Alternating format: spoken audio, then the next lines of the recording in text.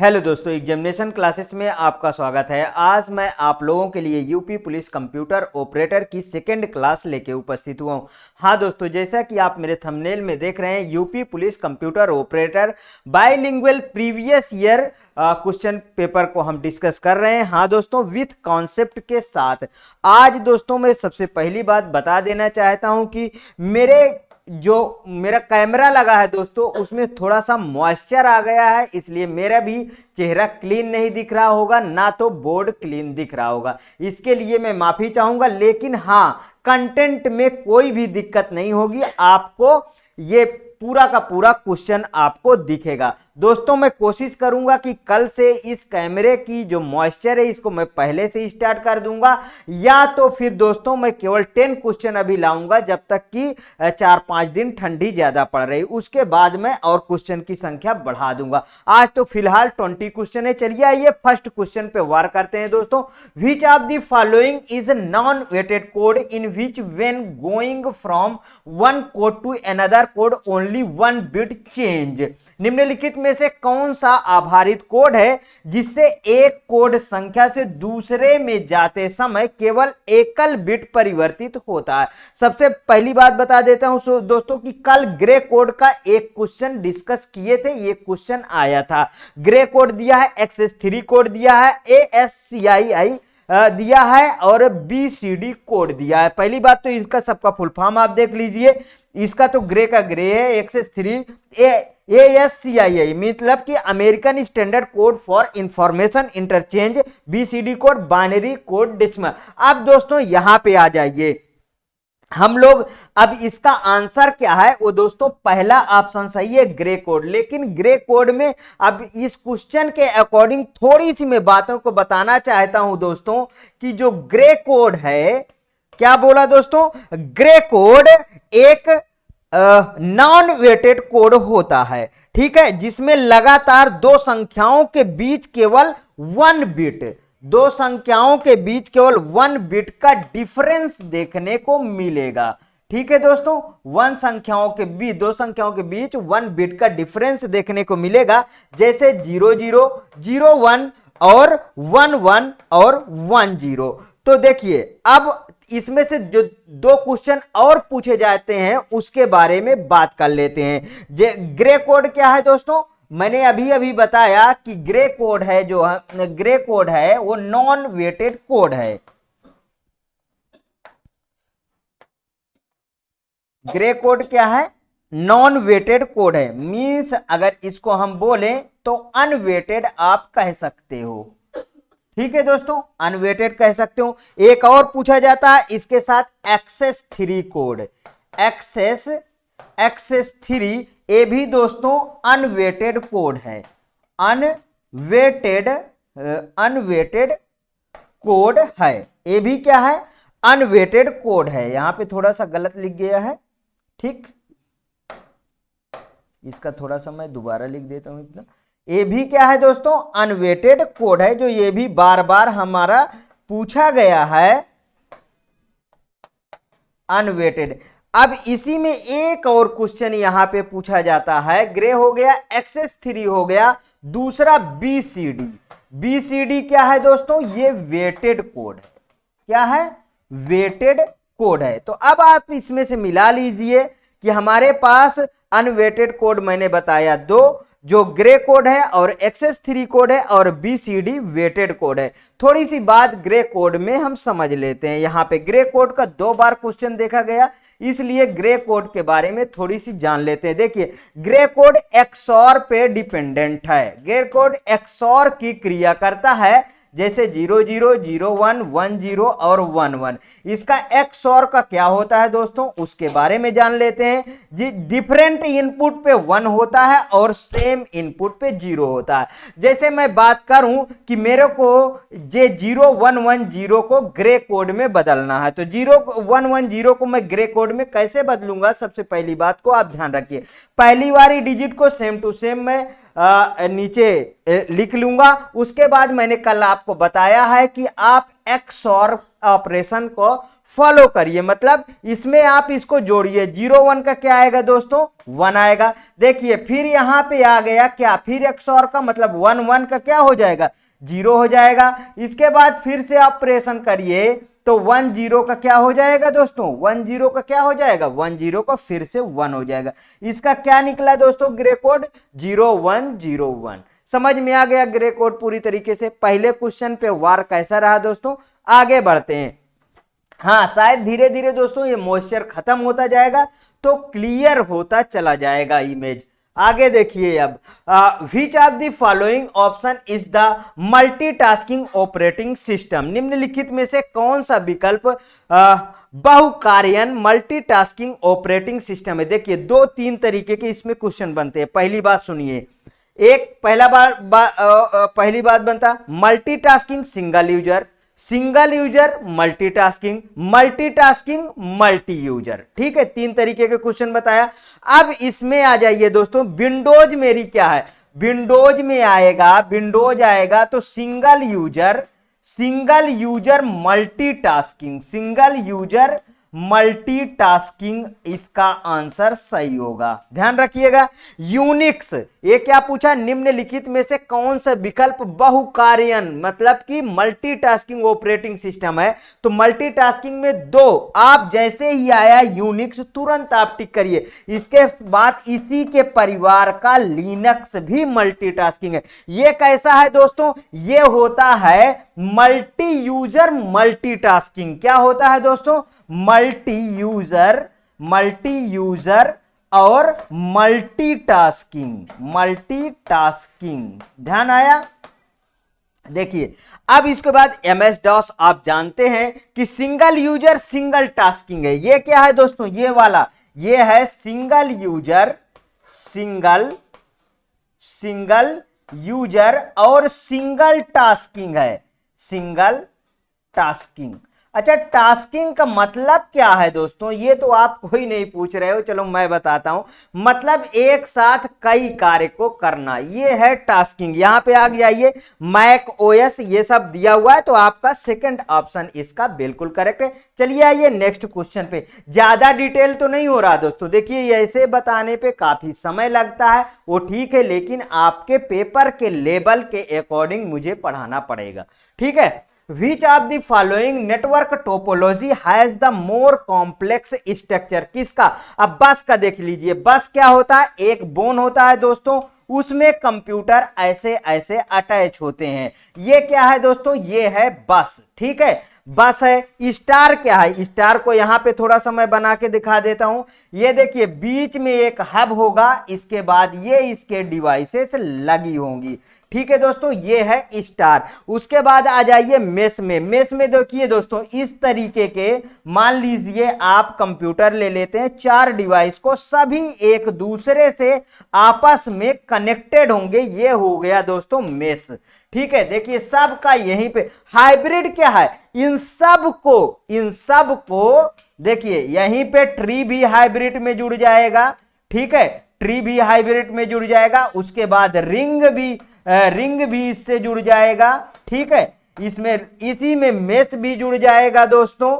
अगर हमने कहा है तो इसी में मेश भी जुड़ जाएगा। ये है आपका हाइब्रिड कंप्यूटर। तो क्वेश्चन में क्या पूछा, विच of the following network topology had more complex structure, किसका कॉम्प्लेक्स स्ट्रक्चर, हाइब्रिड का ज्यादा कॉम्प्लेक्स स्ट्रक्चर है, ठीक है। Next question, in which of the following network topology the movement of the network is the interrupted from adding or removing a computer from network, मतलब एक ऐसी topology के बारे में बात कर रहा है जिसमें से कंप्यूटर को ऐड करना, रिमूव करने से उस टोपोलॉजी बिल्कुल से चेंज हो जाती है। यहां पे देखिए निम्नलिखित नेटवर्क टोपोलॉजी में से किस में नेटवर्क से कंप्यूटरों को जोड़ने अथवा हटाने से नेटवर्क की गतिविधियों में बाधा उत्पन्न होती।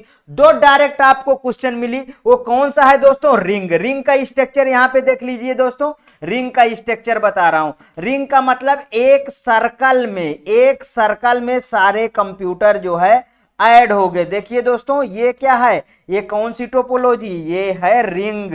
पहला ही ऑप्शन पे वार किए, पहला ही सही है। देखिए इसमें से अगर निकालेंगे तो पूरा का पूरा कंप्यूटर जो है बेकार हो जाएगा। ये तीनों को दोस्तों प्रीवियस वाले क्वेश्चन पे डिस्कस कर चुका हूं, इसलिए पहला ऑप्शन सही है, रिंग, स्टार, बस, मेष नहीं।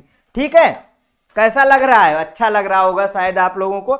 आज आ जाइए दोस्तों, the twos complement of the binary number 100100 is. देखिए दोस्तों टूज कंप्लीमेंट पूछा है आपको भी, कल भी मैं थोड़ा सा टूज कंप्लीमेंट के बारे में बताया था।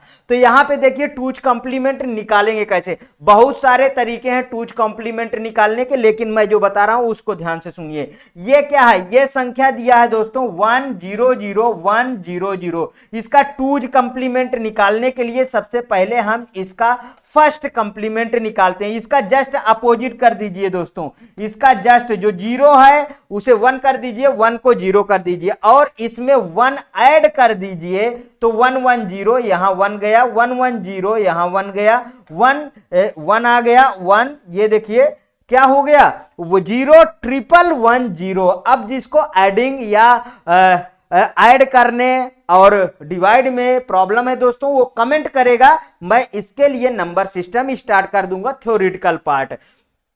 ये देखिए दोस्तों इसका ऑप्शन मिला, ये भी रॉन्ग है दोस्तों, ये भी रॉन्ग है, और यहां भी। कितना सिंपल तरीके से मैं निकाल रहा हूं दोस्तों, इसी तरीके आपको भी निकालना है। नेक्स्ट क्वेश्चन, हाँ ध्यान रखिएगा, जिन जिन बच्चों को थ्योरेटिकल क्लास फ्री में चाहिए वो कमेंट करके बताएंगे, थ्योरी पार्ट भी स्टार्ट होगा। हाँ कल मेरा एक बच्चा ये बोला कि सर रीजनिंग और आप जीके जीएस की भी क्लास स्टार्ट कर दीजिए, तो वो भी हो जाएगा दोस्तों, लेकिन उनके लिए हमारे और सर हैं, जैसे हमारे अमित सर हैं, वो आपको जीके जीएस वाला पोर्शन कंप्लीट कर सकते हैं। हाँ दोस्तों बता दूं कि आपको मैंने कल बताया था टोटल 160 क्वेश्चन, 160 में से 80 क्वेश्चन नॉन टेक और 80 क्वेश्चन जो है टेक के आते हैं, मतलब कंप्यूटर साइंस के आते हैं। तो 80 क्वेश्चन जो है उसमें भी फिर 3 पार्टीशन होता है, 40 क्वेश्चन जीएस जीके के होगा, तो 20 मेंटल एबिलिटी और 20 जो है रीजनिंग के। एक बच्चा और कमेंट किया था कि इसमें निगेटिव मार्किंग है कि नहीं,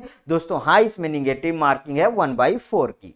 ठीक है दोस्तों, आगे चलिए, यहां पे आ जाइए। Following model in which the consumable define there the personal value for product and the services by the e-commerce or what is means commerce द्वारा अनुसरण किया गया मॉडल जिसमें उपभोक्ता उत्पादों एवं सेवाओं के लिए अपने निजी मूल्य परिभाषित करता। अब कौन सा, देखिए मैंने बोला था कल 3 तरीके के, 3 नहीं 4 तरीके के इसमें क्वेश्चन पूछे जाएंगे।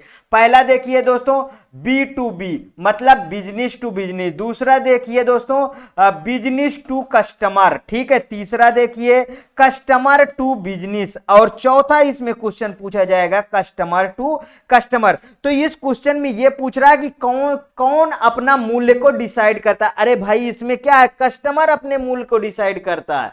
ठीक है, देखिए ये तो कोई फॉर्म ही नहीं बनता, इसको हटा दो, ये बनता है, ये बनता है, मींस पहला ऑप्शन इसका सही। कस्टमर जो है डीलिंग करेगा ना, मान लीजिए आप मार्केट में एक जैकेट खरीदने गए, तो आप डिफरेंट तरीके के मार्केट में देखेंगे कि कितने तरीके की जैकेट और कितने प्राइस की है, तो कस्टमर डील करेगा ना। तो दोस्तों ये कस्टमर वाला है, इसके लिए भी एक अलग से आपको वीडियो मुझे देना पड़ेगा, जिससे तीनों चीज बेहतरीन तरीके से चारों चीज जो है डिस्कस कर दूंगा कि business to business, business to customer, customer to business, customer to customer. यही 4 क्वेश्चन में दोस्तों पूरे के पूरे पेपर में अभी तक जितनी बार हुआ है 4 बार, चारों में यही क्वेश्चन मिले। ठीक, ध्यान रखिएगा, नो कंफ्यूजन। आगे देखिए, for class C IP address first octet highest state bit is. अब पहली बार तो इसमें दोस्तों मैं कल ही इसको डिसाइड किया था, कल ही इसको मैंने डिस्कस किया था कि पहली बात इसमें देखिए कि क्लास सी से पहले एक मैं एड्रेस रेंज बताता हूं। क्या डिस्कस कर रहा हूं दोस्तों, एड्रेस रेंज। एड्रेस रेंज के बारे में थोड़ी सी बातें देख लीजिए। जैसे क्लास ए के लिए देख लीजिए, क्लास ए के लिए मैंने बताया था कल कि 1 से 126, कभी कभी दोस्तों ये 127 भी मिलता है बुक में, आप कंफ्यूज नहीं होंगे। फिर 128 से 191, फिर 192 से 223, और फिर 224 से लेके 239, और 240 से लेके 254। अब ये कहां मिलेगा, ये 255 मिलेगा, कोई दिक्कत नहीं है दोस्तों। ये हो गया, बी हो गया, सी हो गया, डी हो गया, ई 5 तरीके के आईपी एड्रेस आपको मैंने बताया था।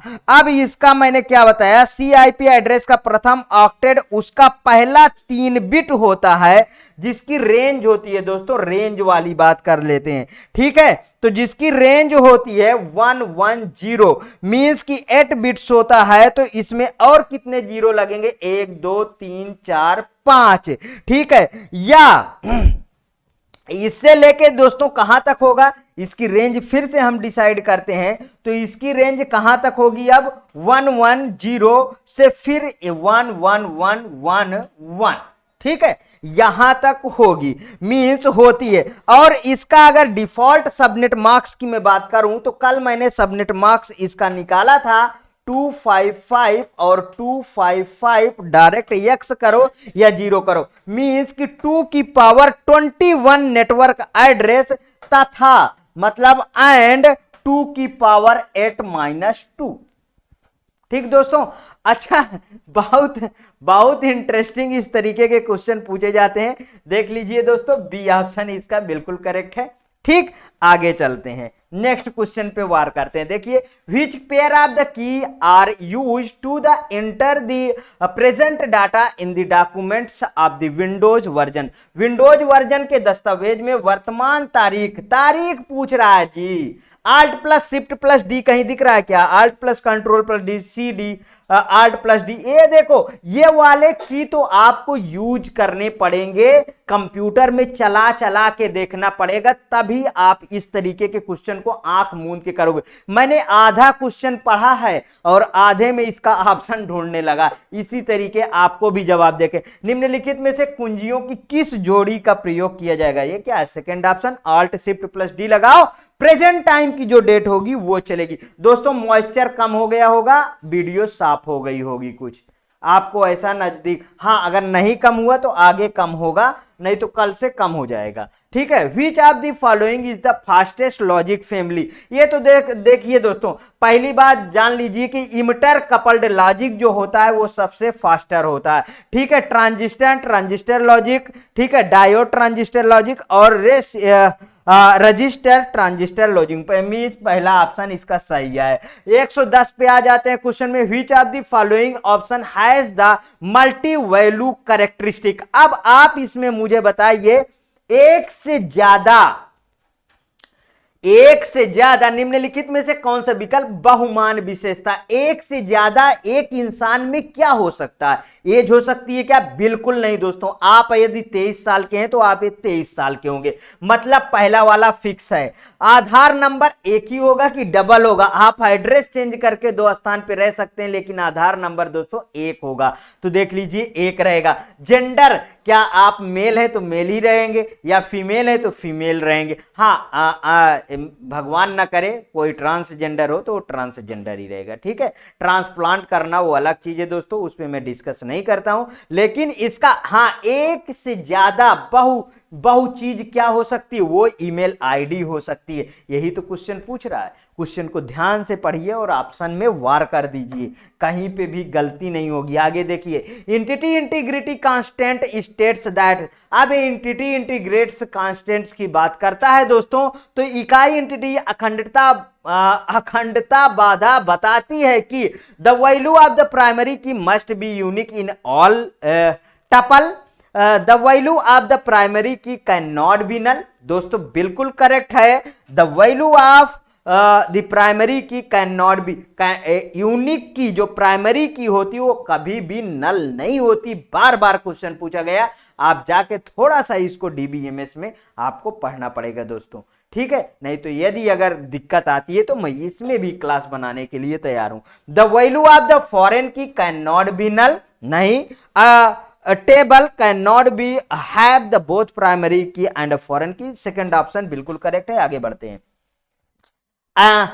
Addition of the binary number 11011 and 1011 is. देखिए दोस्तों, एडिशन का हर एक बार क्वेश्चन पूछा गया, इसलिए एडिशन और सब्सट्रैक्शन दोनों आपको पता होने चाहिए। देख लीजिए दोस्तों, चलिए आइए इसको सॉल्व कर लेते हैं। पहले इसको करते हैं हम ऐड। देखिए इसको 11110, ये यहां पे 1 आ गया।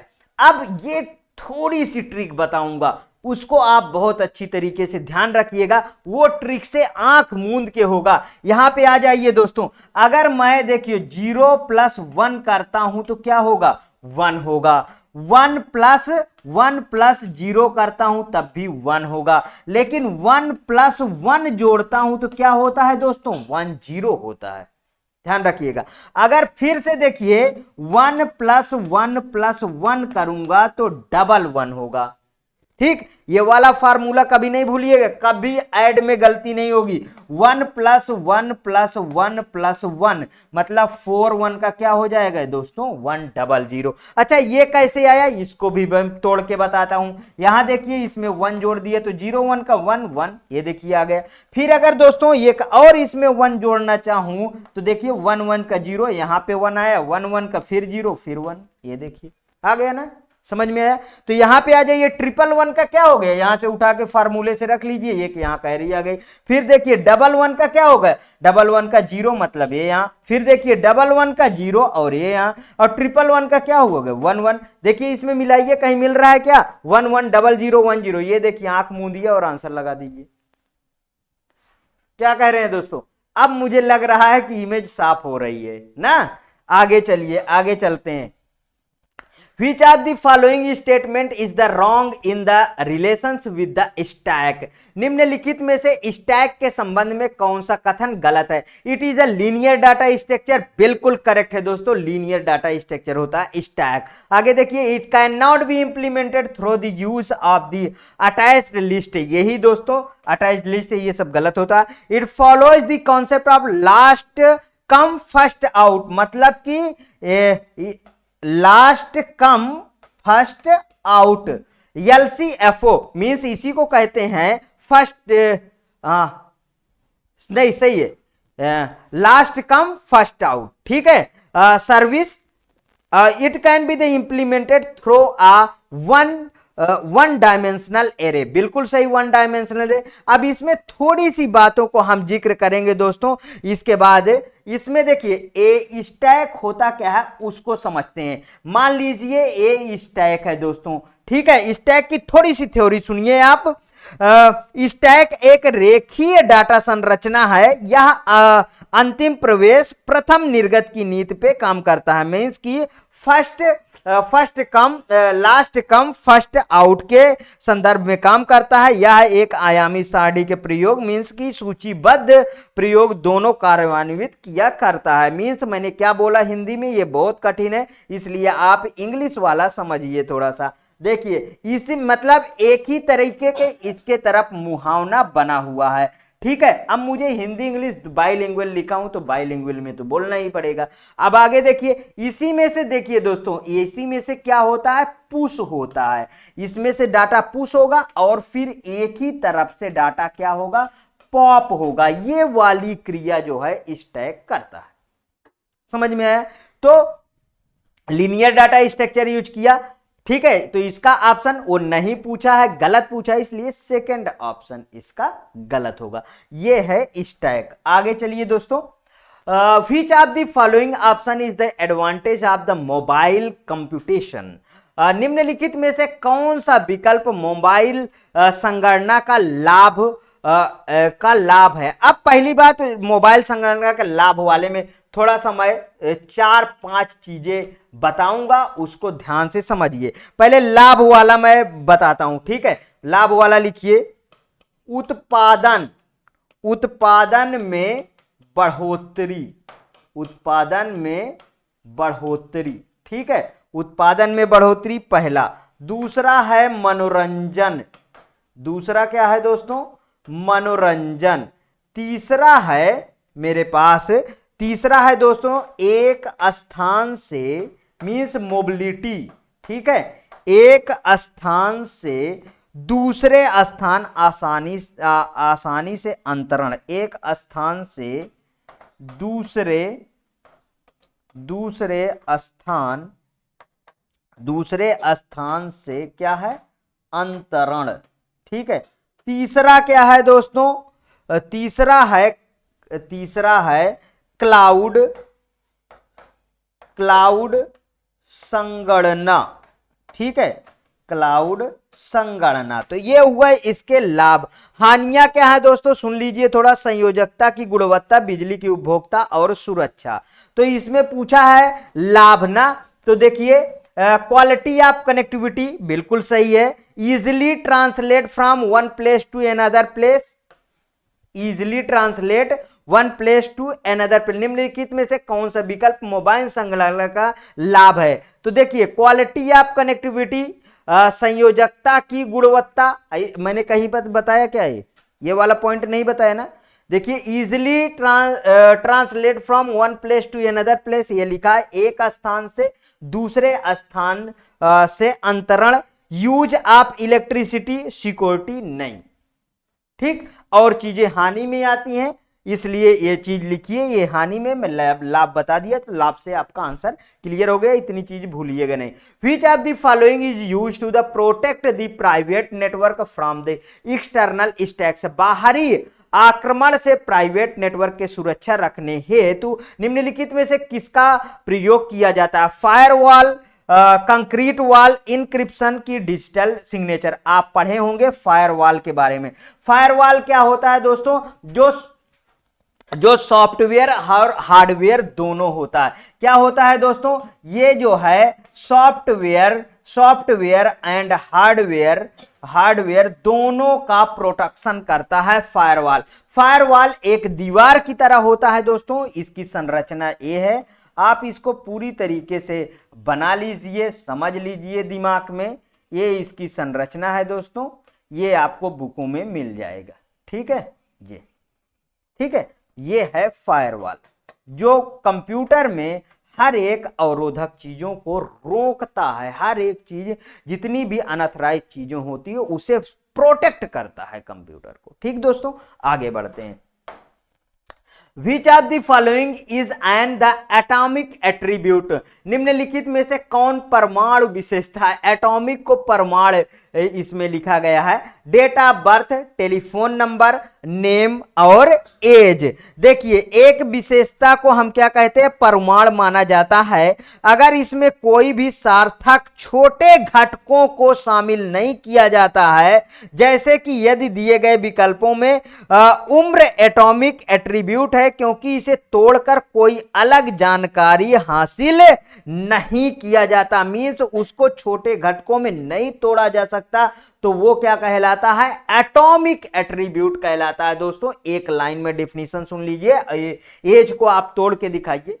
आप 23 साल के हो तो 23 को ही तो हो, 6 थोड़ी ना जोड़ते बनोगे, ठीक। तो मतलब कि एज आएगा इसका। आगे चलिए दोस्तों।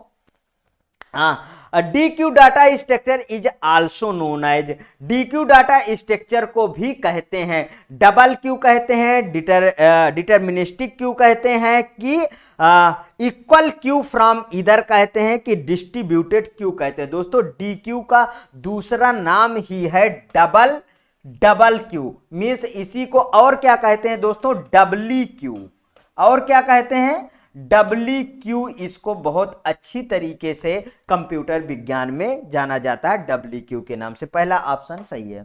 नेक्स्ट आ जाइए। विच of the following option has the linear data structure, इसमें से बताइए लीनियर डाटा स्ट्रक्चर। अभी बोलें कि लीनियर डाटा स्ट्रक्चर कौन सा है? लीनियर डाटा स्ट्रक्चर दोस्तों कौन सा है? Ternary tree, binary tree, graph, stack. बिल्कुल सही। स्टैक क्या है? लीनियर डाटा स्ट्रक्चर है दोस्तों, जैसा कि हम बताएं, अभी बताए थे। थोड़ी सी बात फिर से स्टैक के बारे में कर लेते हैं दोस्तों, क्योंकि स्टैक बार बार पूछा जाता है।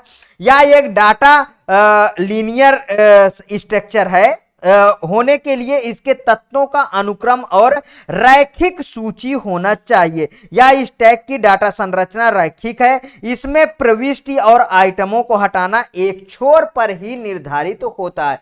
जैसे इस तरीके का स्ट्रक्चर आप ले लीजिए, ये मैंने जो अभी अभी बताया, इधर से आप डालोगे तो दोस्तों इसको क्या कहते हैं, पुश कहते हैं, और इधर से आप इसमें इधर से डालोगे, इधर निकालोगे, ठीक, ये वाला इधर से फिर ऐसे एरो होती है, तो इसे क्या कहते हैं दोस्तों, इसे कहते हैं पॉप, ठीक है, push last in first out. ये किस सिद्धांत पे काम करता है, last in first out means LIFO. आप अच्छी तरीके से कंप्यूटर साइंस के विद्यार्थी हैं तो लीफो के बारे में जानते होंगे, लीफो के सिद्धांत पे ये काम करता है, ठीक है दोस्तों। आगे चलिए, विभिन्न बाइनरी सारणियों, एक सारणी जिसमें प्रत्येक कक्षा या तो 0 या 1 को बाइनरी एरे कहलाता है। क्रम n इंटू n की संख्या है, number of the different binary array which each cell can store either the 0 or first is called the binary array of order n into n।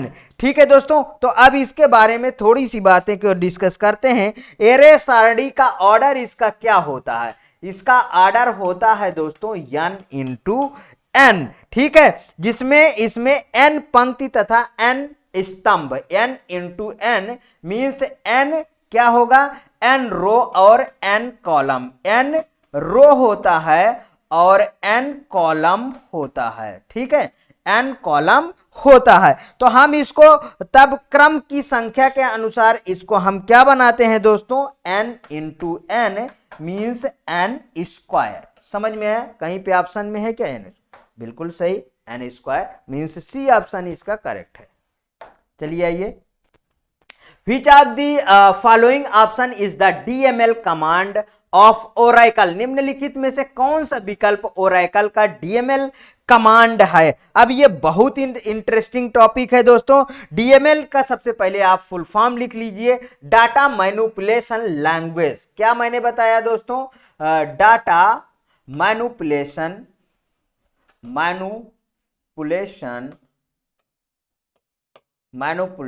Language,